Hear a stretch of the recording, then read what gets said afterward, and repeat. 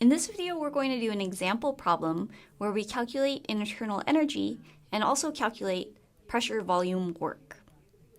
So we know the external pressure is 1.01 times 10 to the 5th Pascal.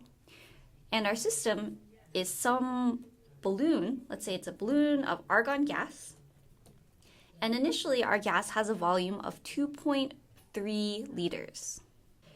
And then the gas transfers 485 joules of energy as heat to the surroundings.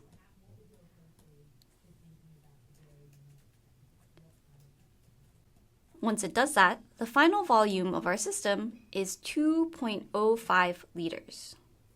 And we're assuming here that the moles of gas didn't change. The question we're going to answer is, for this process, what is delta U? So what's the change in internal energy for our system? We can use the first law of thermodynamics to answer this.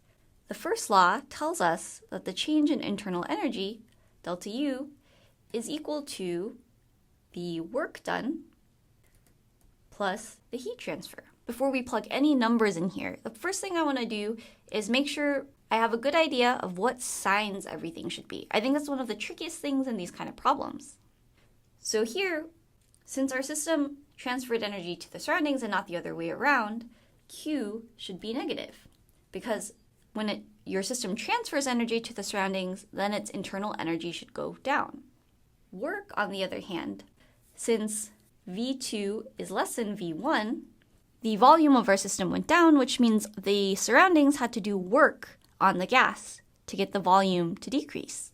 We would expect if the surroundings did work on our system, that would increase the internal energy.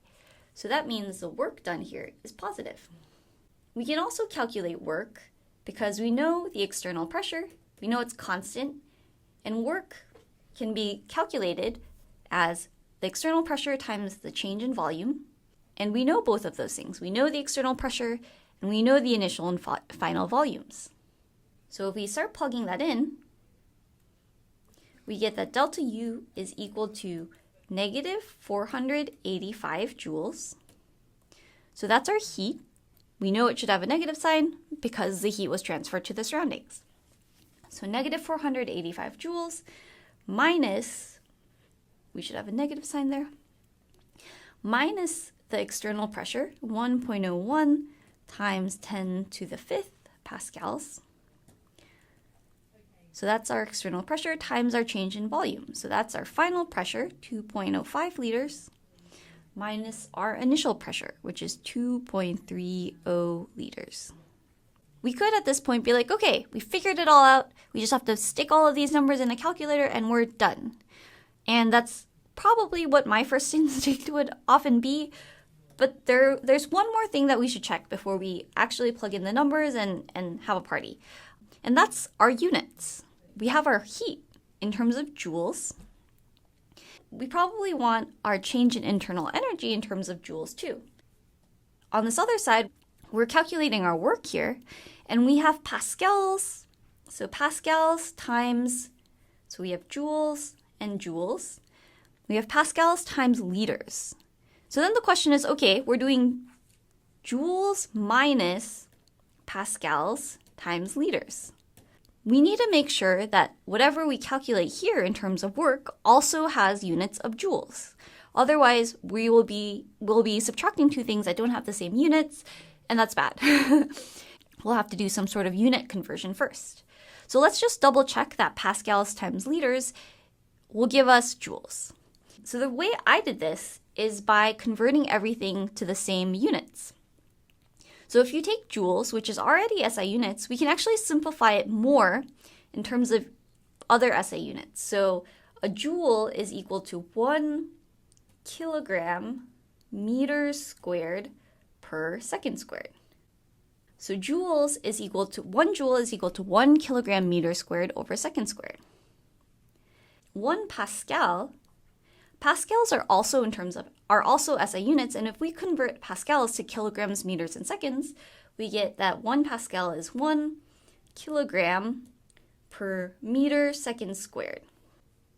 What this tells us is that we have to multiply this by units of volume, and whatever we multiply it by should give us units of joules. So what we need to do here is convert our liters to meters cubed. And if we do that, everything is in terms of kilograms, meters, and seconds. This meters cancels out with one of these, and we end up with 1 kilogram meter squared per second squared on both sides. So then everything is in terms of joules. That's not the only way you could have made sure that the units made sense. You could have converted them to something else, but basically you just have to make sure that all of the units you're using in your equation match each other if you're going to add them or subtract them. All of this is to say that we need to make sure we convert liters to meters cubed so that everything works out in terms of joules. So if we do that, we get that minus 485 joules, 1.01 times 10 to the 5th pascals, times negative 0.25 liters, which is the change in volume, which is negative. The volume went down, so the change in volume should be negative. And then we have to add one more thing here to convert our liters to meters cubed. So 1 liter is equal to 10 to the minus third meters cubed. So now our liters cancel out, and pascals times meters cubed gives us joules. So that gives us that delta U, our change in internal energy, is negative 485 joules. And then if we plug this all into our calculator to calculate the work, we get positive 25.25 joules. So if we add our heat and our work here, we get that the overall change in internal energy for this process is negative 460 joules. So the key things to remember here for this kind of problem is to double check your signs for work and heat, and also to make sure all of your units match.